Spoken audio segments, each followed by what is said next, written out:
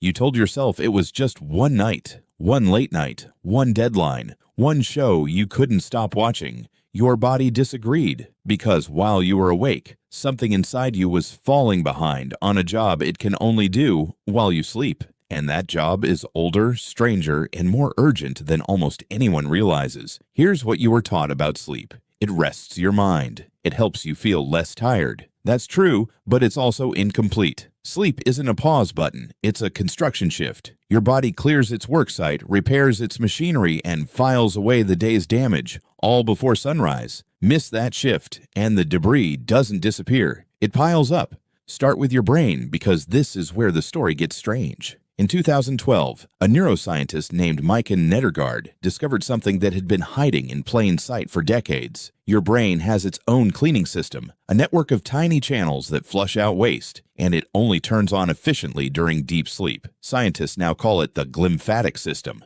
Think of it as a nightly power wash for your neurons. During the day, your brain produces metabolic byproducts, including a sticky protein called beta amyloid. At night, cerebrospinal fluid washes through your brain tissue and carries that waste away. Skip the deep sleep, and the wash cycle never fully runs. Would you leave dishes in the sink for a week and expect the kitchen to stay clean? That's just the brain. Now go smaller. Go all the way down to your cells, because sleep is doing something there too, something with much longer consequences. Every cell in your body carries a tiny protective cap on the ends of its chromosomes, called a telomere. Picture the plastic tip on the end of a shoelace, the part that keeps the lace from fraying. Telomeres do the same job for your DNA. Every time a cell divides, that cap gets a little shorter. Eventually, when it gets too short, the cell stops dividing altogether. This is one of the clocks your body uses to measure age at the cellular level. Here's where sleep enters the picture. In 2017, researchers led by Judith Carroll at UCLA studied older adults and found something researchers hadn't expected. People who reported poor sleep quality had significantly shorter telomeres than people who slept well, even when researchers controlled for other lifestyle factors. Shorter telomeres in cells that are already aging. It wasn't proof that bad sleep alone shortens your life. But it was a signal, a strong one, that your sleep and your cellular clock are talking to each other every single night. Why would evolution build a system this fragile? Why would a few bad nights matter at the level of your DNA?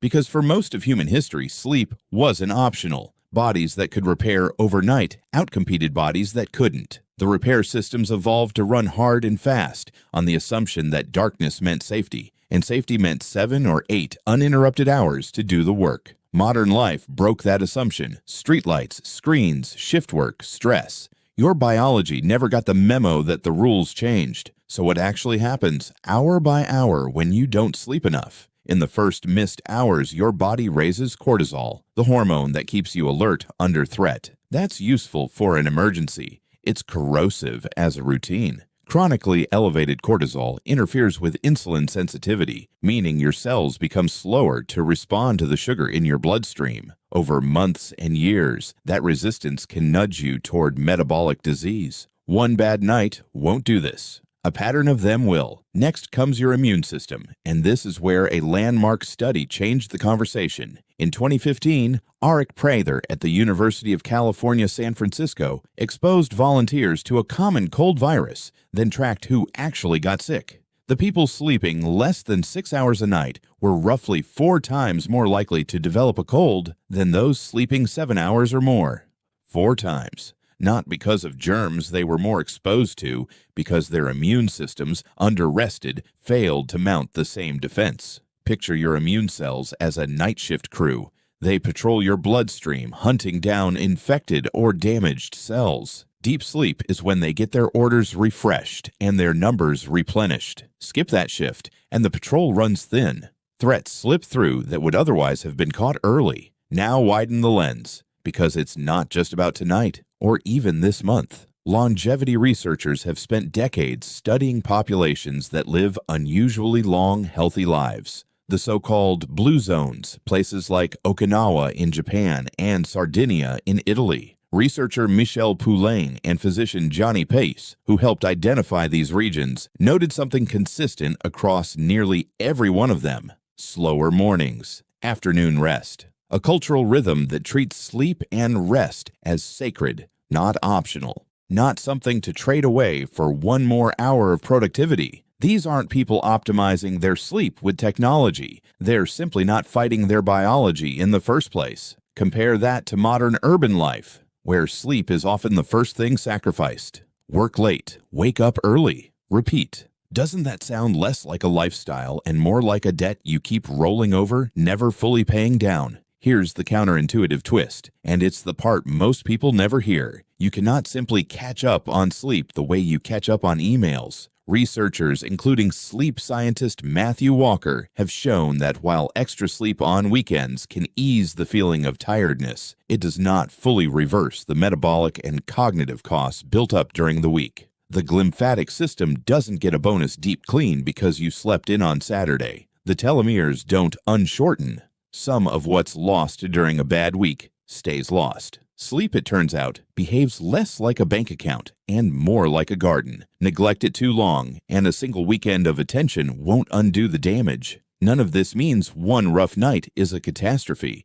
Your body is remarkably resilient, built with backup systems and recovery windows. The danger isn't the occasional late night. It's the accumulation, the years of treating sleep as the flexible variable in a schedule instead of the fixed cost it actually is. So what does the research actually point toward? For someone living an ordinary, busy life, consistency seems to matter more than perfection. Going to bed and waking at similar times, even on weekends, appears to support the internal clock your glymphatic and immune systems depend on. Darkness in your bedroom, distance from screens before bed, and a wind-down period all show up again and again in the research as small, unglamorous habits with outsized effects. None of this is a prescription. It's simply what decades of aging and sleep research keep pointing toward. And it's worth a conversation with your own doctor if sleep has been a struggle for you. Think back to that one late night